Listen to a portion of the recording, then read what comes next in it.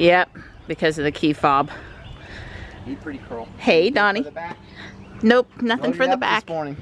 Cool. Well, that's right. You got your laptop book bag carrier too. Go ahead and shut the Falcon Wing, please, Johnny.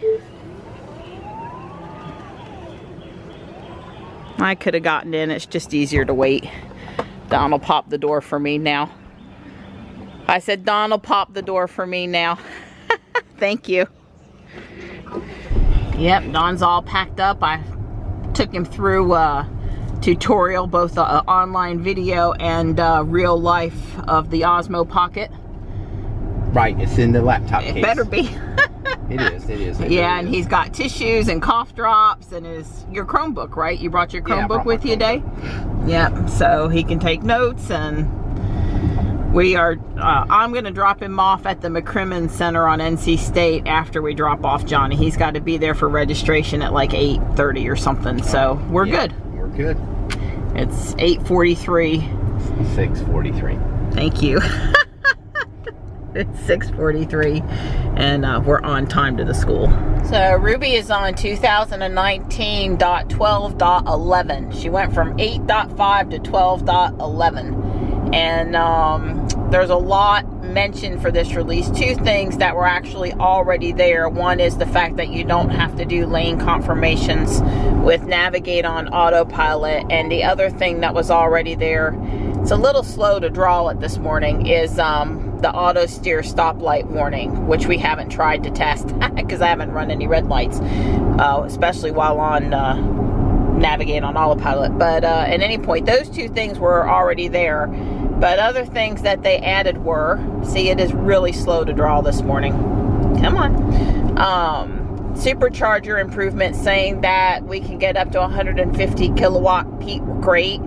Basically, that means when we've got a low state of charge and we're first starting to supercharge, and assuming the battery's warm and all these other conditions, we might see 150 kilowatts for a short period of time. I guess there's some question in my mind for sure if Ruby is able to see that or not. We'll have to try to test that at some point, but probably.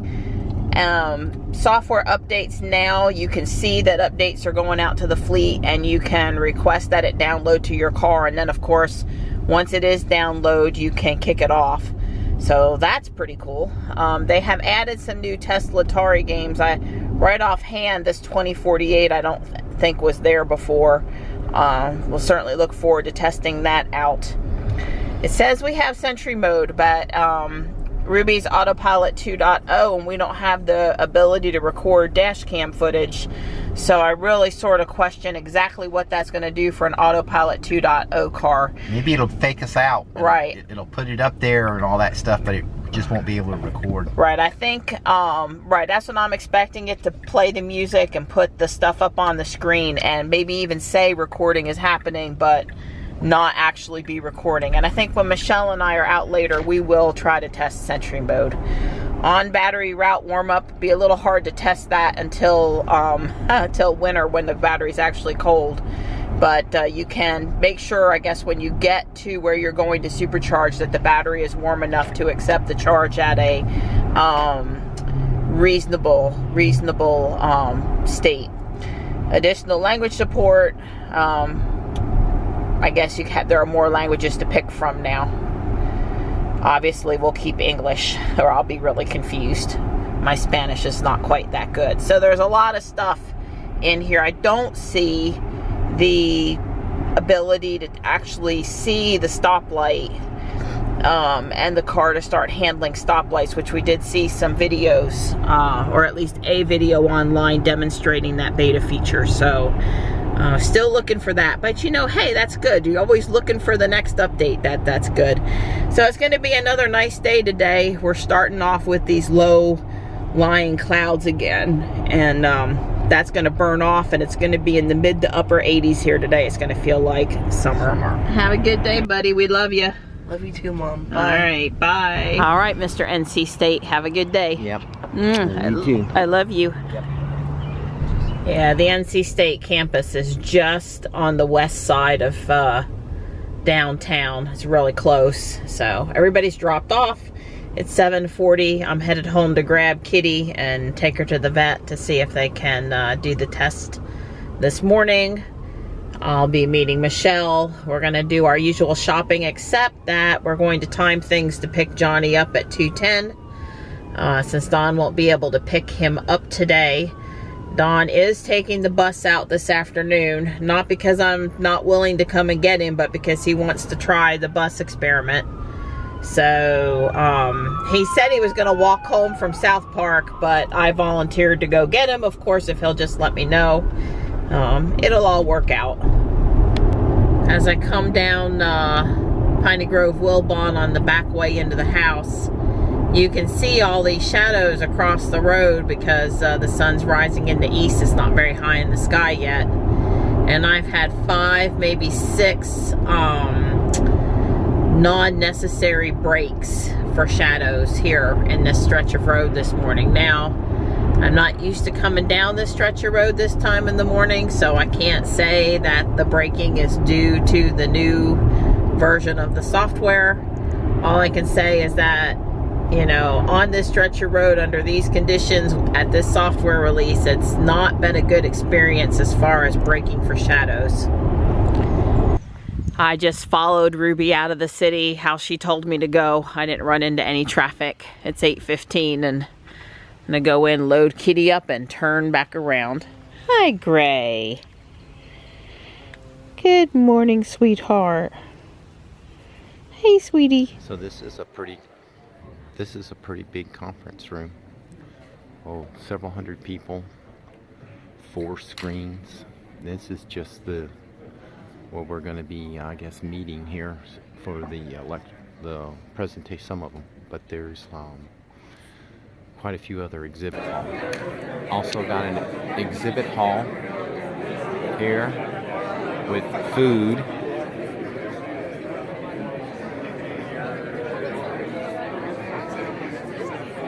Lots of different vendors here. Obviously, green tech is a big deal, getting bigger every day. Got to give them credit for the food, but these little bitty plates, I couldn't heap anything else on there but a biscuit. I'm back home with Kitty, and she's definitely letting me know she's ready for me to take her in the house, poor thing. I hated to stress her out having to take her to the vet second day in a row. I wish I had good news and can tell you that her kidney infection, her kidneys were doing better, but that's not the case. Even though we cultured the bacteria and tried 2 different antibiotics, it's not really any better. And the vet gave me some information about possible next steps, and only thing else I'm going to say about it is, you know, I'm going to talk with Don and Johnny tonight and see what we want to do going forward. I don't think the outcome is not going to be the one that we're all hoping for. I got Kitty settled, and I was hoping to have enough time to do a few things, but I ran out of time to do anything productive, so I am back in the car now, headed to meet Michelle. Like I said, Kitty settled. I made sure she ate something. She seemed in good spirits to be out of the crate, so I'm going to go with that while I'm gone. 10:30 in the morning, and we're already up to 76 degrees. It's going to be 86 today. I don't think she's seen me yet. Hey, girl. Hello in there. Oh, I shouldn't. No. Are you daydreaming on me? I was catching a diglet. Uh-huh. Well, you need to get you a shiny one with the blue nose. You need to be working on that today. These chairs sure do say beach, and that definitely says back porch patio relaxation time. I found Johnny a few cars, and we're headed over to the Big Angel now. What did you find? Fortune teller. Oh, I don't know. That's pretty cool, Michelle.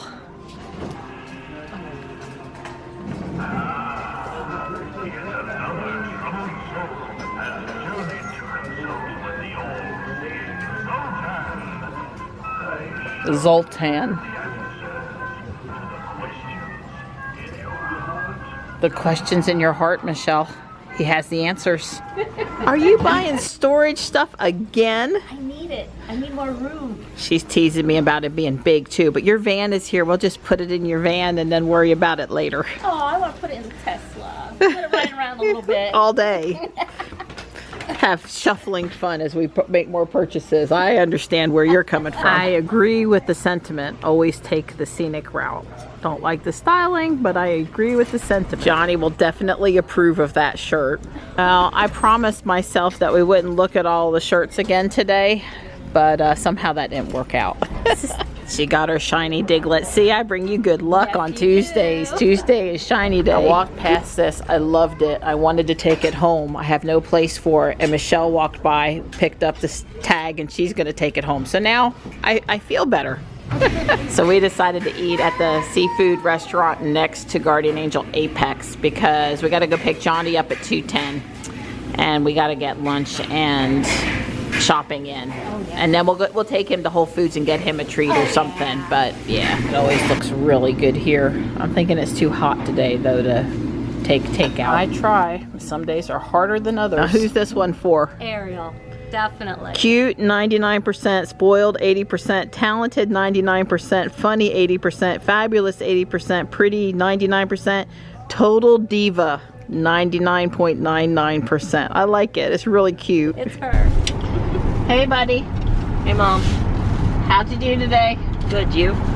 Oh, we did pretty good. I'm sorry we were a few minutes late, but it wasn't Ruby's fault. I know. It's okay, Mom. We'll go get you something cold. It's 89 out there. I didn't use autopilot or anything on the way to get Johnny because I was just too much of a rush. And yeah, for me, I was really moving pretty good out there to get over to him, but I figure the rest of the trip now over to Whole Foods we should give it a shot, especially getting off here at Cary Parkway. She likes to bring me in the back way. Now you need to get me over one lane. Trying to complete remover, be prepared to assist. 200 feet, turning it over to me now. All right, so Sentry mode is under safety and security, makes complete sense. Well, it doesn't say anything about climate on or climate off or dog mode or any of that other stuff, so I don't know. That's what I was curious about. I'm going to turn on Sentry mode, and I assume when I leave, it'll be enabled. You activated Sentry mode. I was coming over here to film it. Silly boy. What's it doing? What did it do? Oh, yeah, we got Hal on the screen. Sentry mode is, well, that's just saying it's on, so it's activated. Huh. Okay, Hal is on the screen. It's sort of hard to see through the glare, but it's there. So close. So this is what happens when we have no holiday coming up, but it's very creative and I like it. So we've gone fishing and we have a campfire. It looks like a hockey net for the hurricanes. I'm thinking that's in celebration of the hurricanes. And a butterfly. And a sweet little turtle down here on this cake. I love this kind of help at Whole Foods. Thank you, Johnny. You're welcome. Michelle just headed on out and Johnny is in Little Angel looking at the big bin of cars that I didn't have time to completely go through this morning. Michelle caught her a second shiny Diglett as we came through Walmart, so she's very pleased now that she can evolve one and leave one at the starter level. Johnny and I are home, and Don just messaged me that he's on the bus. I think I'm gonna go pick him up at South Park. I sure offered to go pick him up at South Park, but we'll see. He wants to test that last mile and he might walk. Alrighty, here's my bus. Go Canes. Way cool. I got about a 10-minute more wait. I've got my express bus pass for tomorrow, and I've got the exact fare for today. So far, it's been pretty good, and I have to say Google Maps has been very helpful. It knows bus routes and bus stops and all that kind of stuff. I've got everything put away. Johnny's eating the Chinese takeout that we got as we came through Fuquay. Don at 6:12, he just loaded up on the FRX, the Fuquay Express bus, and he said there's 3 people on the bus coming back to Fuquay. So I don't know how long that'll take. I'm sure it's gonna take 30 minutes. It wouldn't surprise me if it took 45 minutes. And it'll be interesting to hear his firsthand experiences of taking the bus several times today. Well, here we are on the bus. There's 3 of us.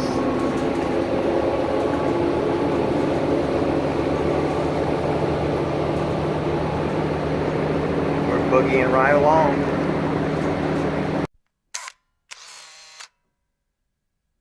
Well, Albie, we are here. It took like about 40 minutes. I don't know, about as quick as we could have drove it.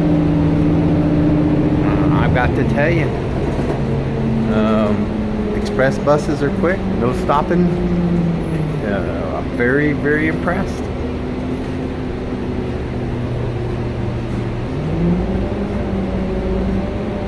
Got us a nice little bus stop here.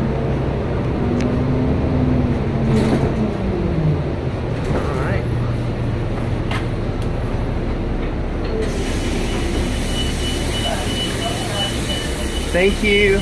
You're welcome. 8 p.m. Don's been keeping me posted on where they were. He says they just pulled into South Park, and I'm just pulling into South Park too. I see the FRX bus has already dropped him off, and it's over here on my left coming, turning around, although it will go out the way that it came in.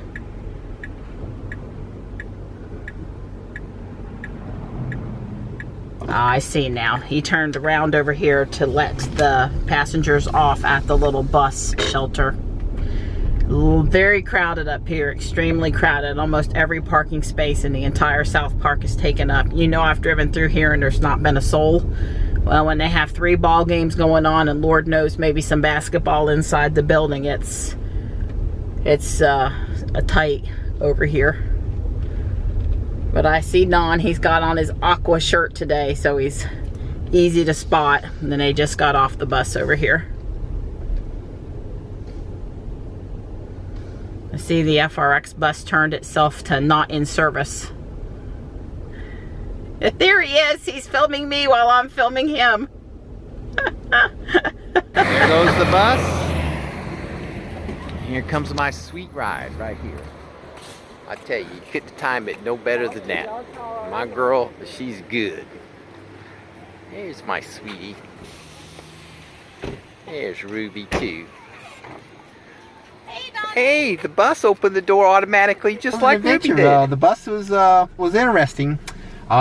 Google Maps knows about buses. There's a little commute tab, and it said, I hit commute, and it says, and I had by bus or public transportation, and so it drew all these bus stop things and bus routes and stuff all of a sudden, and all of a sudden it told me which bus to take. I didn't even tell it I was going home. It just figured that out, and so sure enough I followed the little walking directions, and it took me straight to the bus stop that I was supposed to go at, because the McCormick Center, there's the north McCrimmon Center, there's the north, the east, the Gorman side, the Western Boulevard side. I mean, it's like, which one of those is the right way to get out of that place? Sure. But Google told me exactly where to go. Said the bus will be there in 6 minutes. That was a little bit off, but that was fine. Went down, took the bus to downtown. It took about 15 minutes. Now downtown is right past where Johnny and I go in the morning. Right. When we go straight up Center City, that's right. We go right past, I guess. Go Triangle. Yeah, we go right past there. Yeah, so the bus dropped me off. There's a lot of buses there, like 4 or 5 platforms.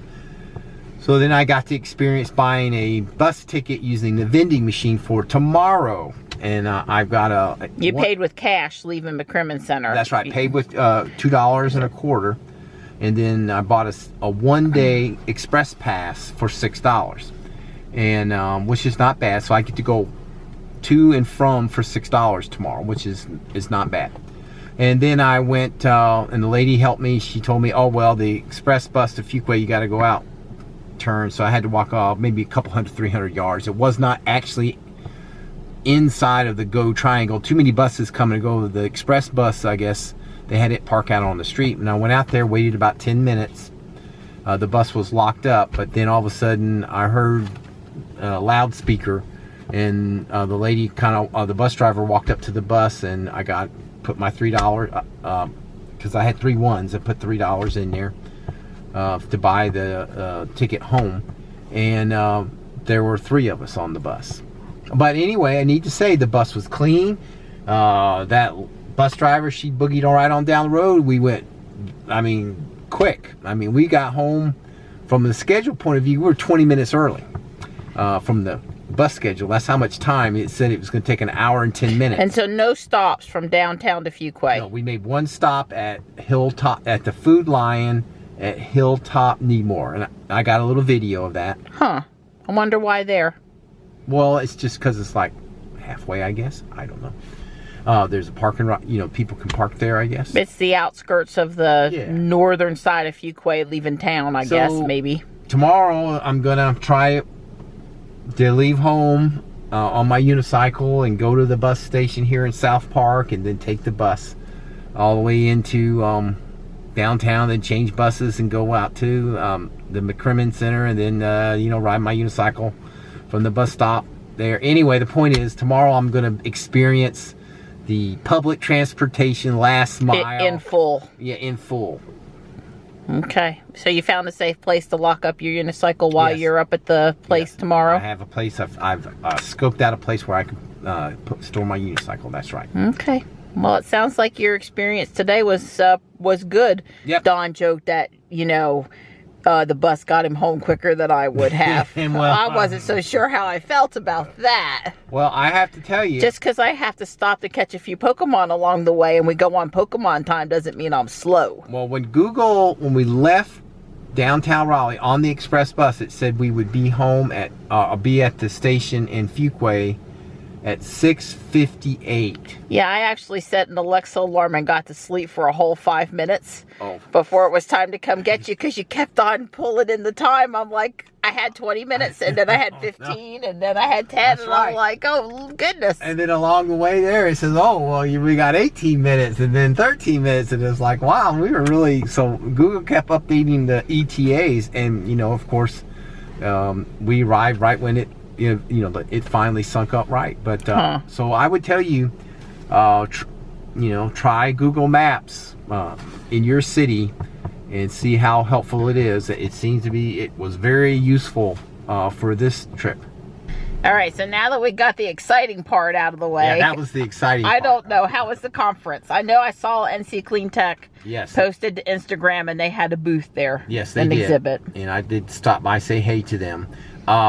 We had a continental breakfast. I got there plenty of time. They fed you breakfast and lunch? And lunch and 2 snacks. My goodness.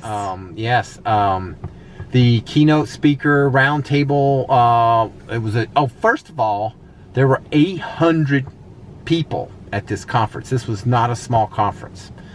Well, it had like 4 tracks or 5 tracks, or I think it was 6 tracks. Yeah, I mean, it was a lot of tracks, so they must have been expecting some people. And so we had the opening session was a round table between government and industry and regulators. We had an official energy lobbyist, a real lobbyist person, and she rattled off senators and house members and bill numbers. Boy, that girl, she knew her stuff. It was very interesting. Basically the executive order 80, Governor Cooper has set some things. One of the things is 80,000 EVs on the road in North Carolina by 2025, and a 40% reduction in the state CO by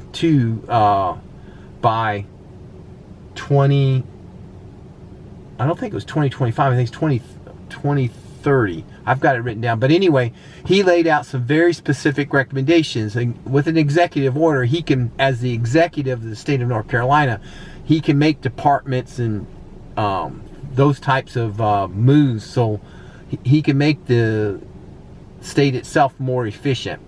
So they talked about a couple bills that have changed some things. They talked about the EV credit. They were the lobbyist lady said, you know, if you're trying to promote EV adoption like the governor wants, the first thing you probably don't do is add an extra $100 fee to the annual registration. So she said, we'll see how that works out.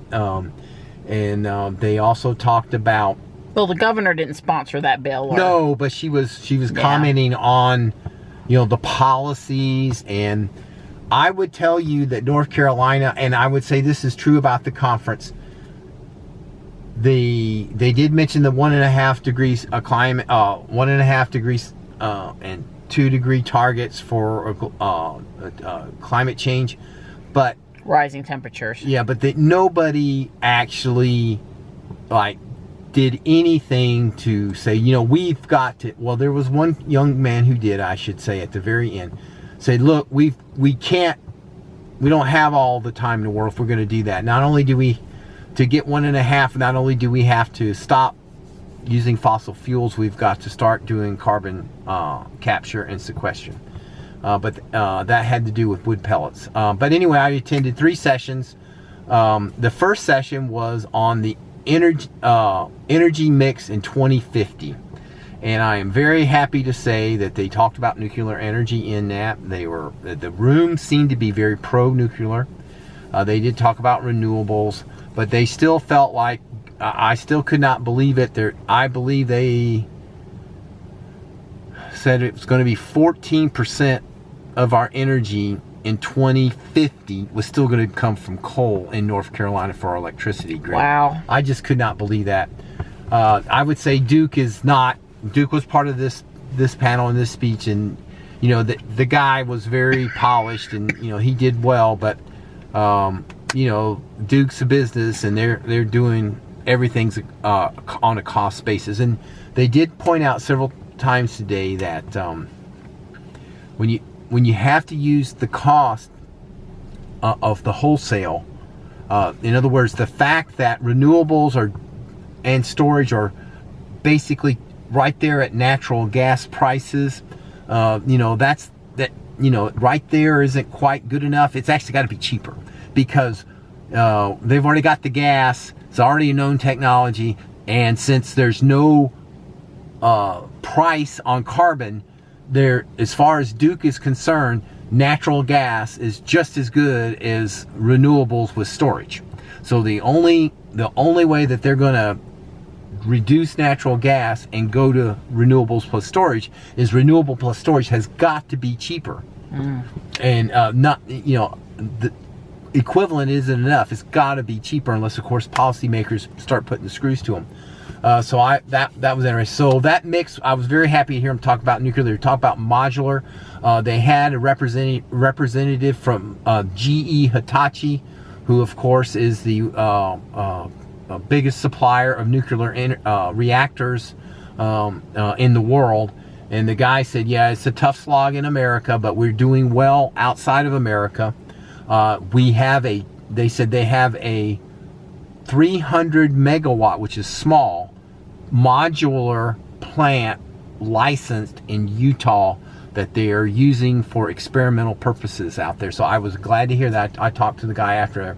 He was very knowledgeable. He knew about thorium. He knew wow. So all your research these weeks leading up to the conference, unbeknownst to you, actually came in handy for the conference. Right. He said that they are doing molten salt. They are definitely looking at that, you know, metal. Anyway, but they said that, you know, they haven't settled. I said, well, you know, the problem with all that's going to take, you know, and he made a comment that outside the U.S. they can get a nuclear plant built in about 3 years. The average time in the U.S. to get a nuclear plant is 19 years. And that's that. I said the average. That means some of them take longer, and not very few of them take less. I mean, it's like if you can get it done in 13 to 15 years, you've done something. So the last one before Vogler took 23 years. So that just lets you know what a tough thing it is in the U.S. So that was good. That was an interesting mix. They had the renewable guy, the Duke guy, the nuclear guy. Oh, they had the Environmental Law Center, a gentleman from Cincinnati who represented the Environmental Law Center, and he was talking policy and things like that. And he was one of the ones who pointed out that we have, you know, electricity or power is only this part of, you know, this little much of climate change. There's all this other energy that we've got to stop. And so this is a lot of people, and I put myself in this camp until recently. We assume that if we all get rooftop solar or we clean up the electrical grid, that climate change is fixed. And that's not true. Electricity is only a small part. Where electricity kicks in is that the developing world is going to be adding more coal-fired plants for electricity generation.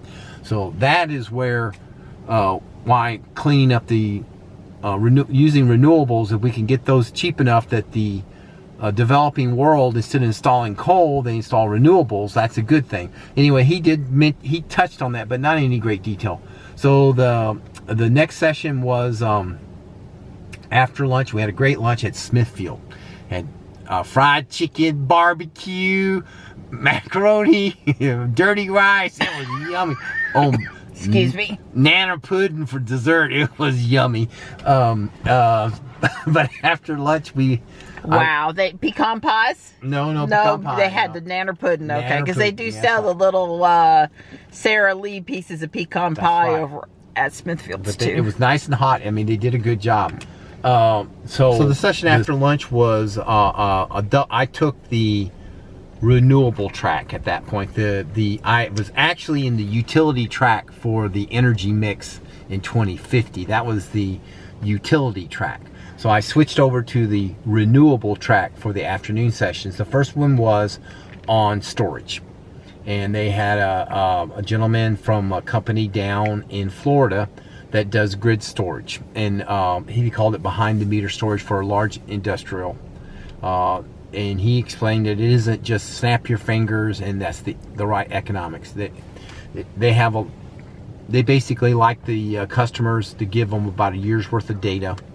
And they basically tell them if they can help them cut their demand or their peak, or do energy arbitrage or other ancillary services on the grid, voltage and frequency type stuff. He said, of course, in North Carolina, none of that stuff's allowed. But you know, someday it will. In other states where they sell, they get into that kind of stuff. They had after that storage one, which I found very interesting. He answered questions there. I asked a question about, well, you know, if you're doing peak, if you're getting, you're a big customer and you're paying demand charges every month. He showed a bill where a company paid $30,000 just because they went over their little their demand, where they said, well, we won't go any higher than this, and they went over that, and they charged them I think it was $32,000, you know, for 1 month, just because. And so anyway, I said, well, now that was free money for the utility company. Well, I don't know if it was Duke. He didn't say which the utility company was, but that was free money because, you know, just because you went over your demand during the peak time doesn't mean that they were at peak capacity. You know, there's hot and cool days, there's spring days. Not every day is just because they say the peak is from 1 o'clock to 6 o'clock every day doesn't mean is 100% peak all the way through that time. There's just peak during that time. And so I said, you know, if I was a utility, you know, I would do everything I could to trip up customers so they go over their little peak so I could charge them $30,000 a pop. And I said, and if a customer come to me and say, oh, I'm going to install this battery so I don't have to pay you that $30,000. If I was a utility company, I'd get pretty mad. And I'd try to go down and get my regulators and my lobbyists to pass laws that say, can't use storage. We can use storage. You know, we're the utility. We get to do these things, but you don't get to do those kind of things. So the guy didn't have any real comment on it. He did say some things. He said he has not seen that, but he said, you know, utilities, they like to sell electricity. and they like to get as much as they can for it. So he did say within that reason, you know, things do happen. So anyway, after that was the program by Duke. This was the Duke lady in charge of the community solar, and that was very interesting. This is where they had more rebates than could be cashed in. They got a waiting list, and yes and no. It just so happens this lady is also in charge of that program. Okay. But she didn't talk about that program other than say she's in charge of it. Several of the people in the audience made the comment that, well, you know, that program ran out of money like January 3rd. Started January 1st. Right. It was out of money on January they're gone. 3rd. Yeah. And she just said, well, you know, better luck next year. She didn't say that. She did not say that. But what she did talk about is community solar, and that is a program that is 100% paid for by people who want to participate in solar. The law that allows them to do community solar forbids Duke from passing a single cent of the cost of community on to ratepayers. So this is a program that a home, a business, a school, a government signs up to, and they buy into a solar farm. But the solar farm has some very specific restrictions. One of the restrictions is it can't be more than 5 megawatts, which is actually very small. In today's world, what's the size of the farm? 20 okay, megawatts. So that must be pretty small. Yeah, in today's world, a 5 megawatt grid solar farm I think is small. Okay. And several of the people after the thing came out said that, because I had asked them, that's a little small for him. She said, and they said yes, that was true. But anyway, the solar farm has to be within 75 miles of the customer. So if we sign up, if we wanted to do this community solar and buy into a solar farm, some solar developer would have to be within 75 miles of, go out and lease land or buy land, put the solar panels, connect it up to the grid, do everything, and then we could buy into that for so many dollars per kilowatt. So right, we basically could pay into have solar produce the amount of energy our house typically uses, even though we don't have solar on our own roof. That's what this community solar is, right? Well, the key thing is that anybody who buys into it, they basically are on the hook for the cost. So that's the first thing. The second thing is you have to be within 75 miles. And so a solar farm down at the coast doesn't help us in Raleigh. You basically have to be in Wake, Harnett, Chatham County for us to participate. So it really localizes. So if you don't have it, you have to have a minimum of 5 customers buy into this thing. Because think about a commercial customer may want to buy a 5 megawatt system this way. They won't allow that to happen. So you have to have at least 5 customers to form a community. It could be 5 companies, could be 5 households. You're restricted, a lot of other restrictions, but the bottom line is Duke will only pay the solar provider the 20-year deferred cost of energy, which is actually below the wholesale rate.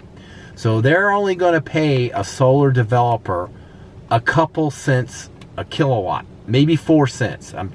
That's just throwing out a number. It may not be right. But the point is, it's not the spot market. It's not the wholesale market. It's not the retail market. It's what Duke says the avoided cost will be for that electricity. That's all they'll pay, not 1 cent more. And then on top of that, Duke charges a percentage to handle the billing.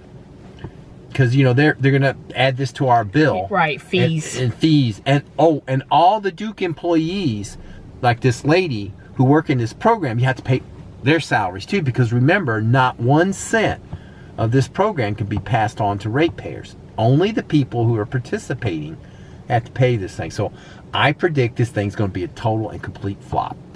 They have it in South Carolina, and I think they've had 35 people sign up for it, and some of those people have dropped out of the program.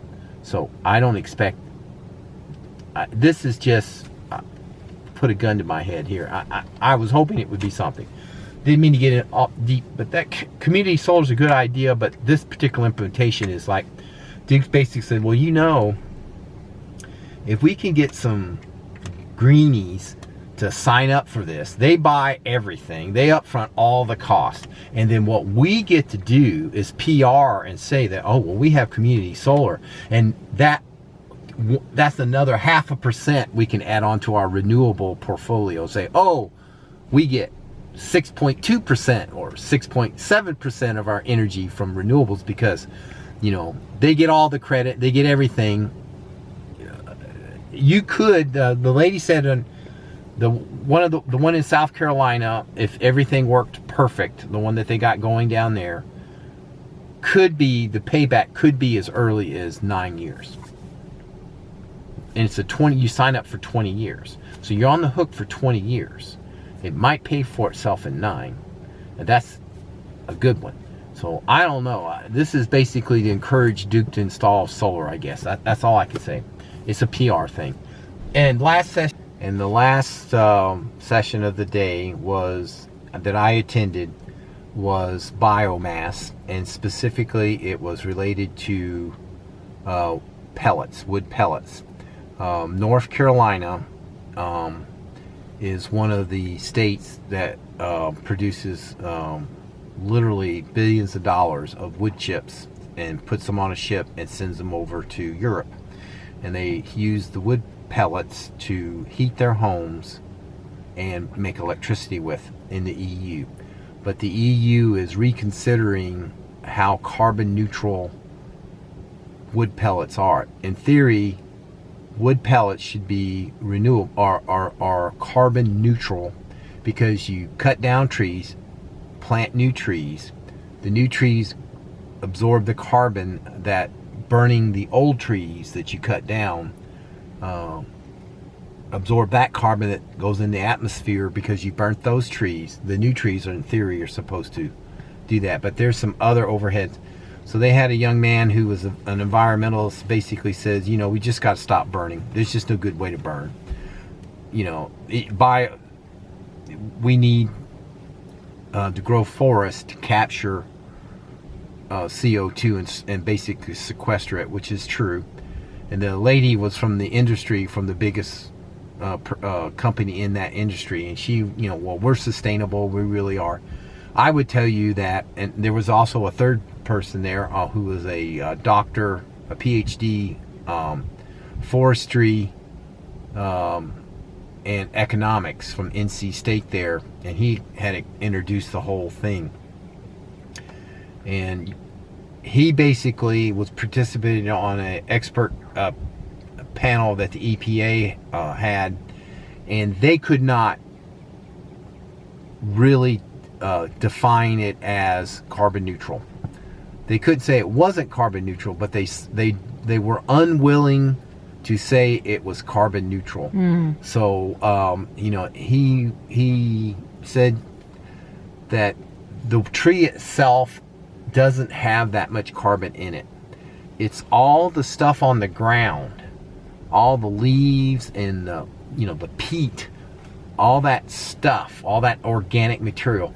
More carbon is in the soil or the peat than in the actual tree, by about twice. So there's twice as much in the soil around the forest as the actual tree. In fact, that's one of the reasons the EU is doing it. You know, because they stir up when you go in there. He said this was after the meeting. I went to talk to the doctor. He said the best way to sequester carbon with trees is to grow the trees like pine trees, because they capture it very quickly. They grow really, really fast. You cut them down, then you pack them up just as tight. You either turn them into lumber that people build houses out of, because that's house stands forever, how long the house stands. Or you simply cut them down, bundle them up real tight, and bury them. Because just like you've heard that landfills, the stuff we cover over in landfills does not rot. You know, newspapers from, you know, the 1800s is in the landfill. They dig them up every now and then. Well, that's what would happen if you took a tree and you covered it up, or a bundle of trees. Some of them would, the outside would rot, but the inside. So he said, if you really want to use trees for capturing carbon, you have to cut down a lot of them, plant a lot of them, and you have to bury the ones that you cut down. You can't burn them. Mm-hmm. You can't just leave them laying out here to rot, because the insects and the CO2 from the as they rot, that releases CO2 just as like you burned them. Huh.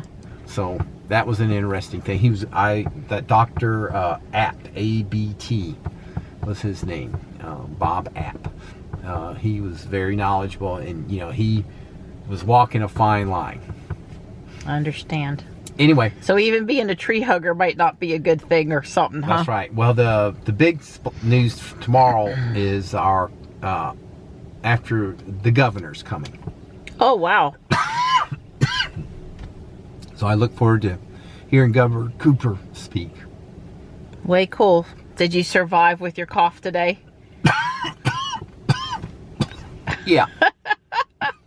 More or less. More or less. I just got a couple quick questions. So, yes. Governor Cooper be there first thing? Like the opening ceremonies again, like today? Well, they'll probably have a little chit-chat before, and then he's probably going to show up after the announcements and some other things like that.